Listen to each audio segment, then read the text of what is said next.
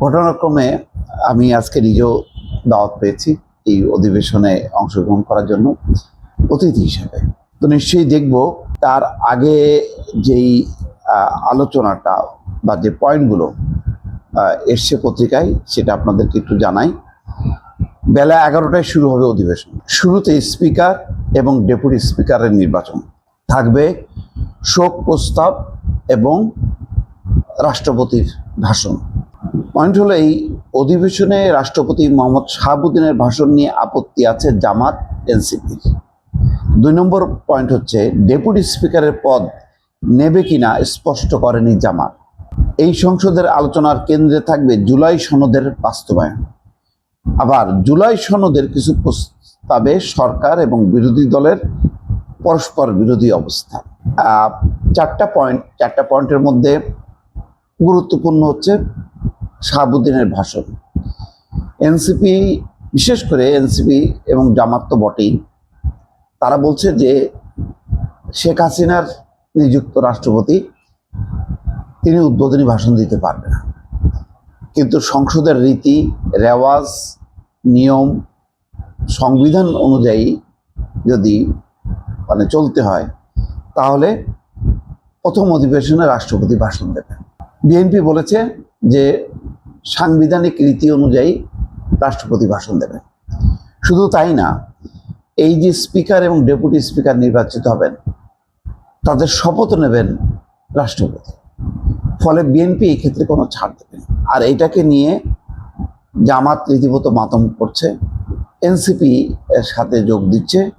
এনসিপির আপত্তিটা বেশি, মাতমটা আসলে এনসিপির বেশি। এবং সার্জিস আলমের একটা বক্তব্যের ক্লিপ দেখছি যে তারা সংসদ ভবনের সামনে অবস্থান নেবে। এদিকে সংসদের আশেপাশে আজকে সমস্ত সভা সমাবেশ নিষিদ্ধ করা হয়েছে এবং অধিবেশন যতদিন চলবে সেটাই বহাল থাকবে। এখন সেই ক্ষেত্রে এনসিপি কি করবে, কি অবস্থান নেবে, এটা এখনো পরিষ্কার না। তবে এগুলি খুব বেশি ধোপে টিকবে বলে আমার মনে হচ্ছে না।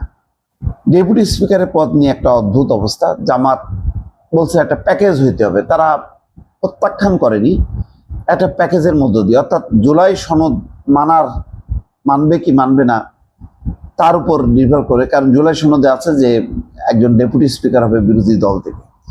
জামাত তো সেটাকে সমর্থন করে, কিন্তু বিএনপির যেহেতু জুলাই সনদ নিয়ে আপত্তি আছে এবং তারা দ্বিতীয় শপথ নেয়নি, সুতরাং এই ক্ষেত্রে তারা নেবে কি নেবেন এখনো পরিষ্কার না।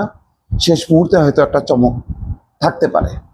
এই সংসদের আলোচনার কেন্দ্রে থাকবে জুলাই সনদের বাস্তবায়ন। হ্যাঁ, শুরু থেকে এনসিপি এবং জামাত বারবার জুলাই সনদের কথা বলবে, কিন্তু সনদের বেশ কিছু প্রস্তাবে নোট অফ ডিসেন্ট আছে। সালাউদ্দিন আহমেদ বলেছেন যেখানে যেখানে নোট অফ ডিসেন্ট আছে সেগুলো আমরা বাস্তবায়ন করব না, যেগুলির সব মিলে ঐক্যমত্য আছে সেক্ষেত্রে তারা বাস্তবায়ন করবে। তাহলে সেই ক্ষেত্রের সংখ্যাটা বোধহয় সম্ভবত খুবই কম।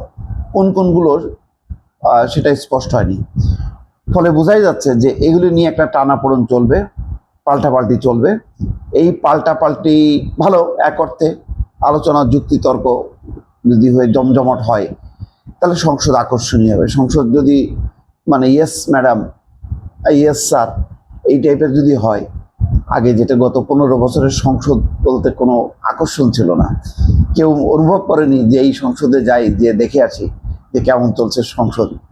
গণমাধ্যম সাংবাদিক তো নাই গত 15-16 বছরে। আমি সর্বশেষ কবে গেছি সংসদ অধিবেশন দেখতে আমার নিজেরও মনে নেই।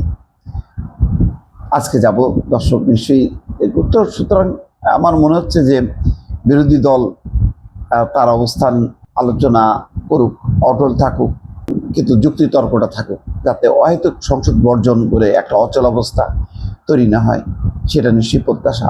আর এই সংসদ যদি কার্যকর না হয় তাহলে সম্মিলিতভাবে এটা ব্যর্থতা হবে বিএনপি এবং জামাতের, সবগুলো রাজনৈতিক দলের। কারণ এইরকম একটা সংসদের জন্য 15 বছর মানুষ আন্দোলন করেছে, রক্ত ঝরিয়েছে এবং একটা সুষ্ঠু নির্বাচন, অবাধ নির্বাচনের মধ্য দিয়ে সব রাজনৈতিক দল সংসদে আসুক, তেমন একটা পরিবেশ এর আগে হয়নি। সুতরাং এত রক্ত, শ্রম, ঘাম আন্দোলনের মধ্য দিয়ে যে সংসদ, সেই সংসদ উত্তপ্ত হোক, উত্তেজনা হোক, পাল্টাপাল্টি তর্ক বিতর্ক হোক, কিন্তু সংসদ যাতে তার কাঙ্ক্ষিত লক্ষ্য নিয়ে এগোতে পারে সেটা নিশ্চয়ই সবার প্রত্যাশা থাকবে তার।